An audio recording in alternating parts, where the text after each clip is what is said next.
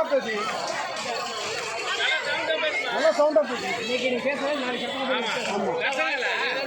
எல்லாம் போர்டு கட்டுங்க போர்டு கட்டுங்க பேசுங்க பேசுங்க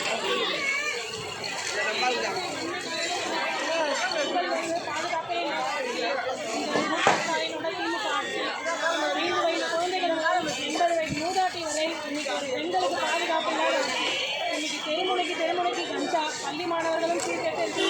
இந்த விடியா திமுக ஆட்சியை விரைவில் வீட்டுக்கு அனுப்பி மலர இருக்கும் எடப்பாடியார் ஆட்சியில் பெண்கள் எல்லாம் அமைதி பூங்காக மீண்டும் தமிழகம் பெண்களுக்கான மாநிலமாக மாற்ற வேண்டும் என்பது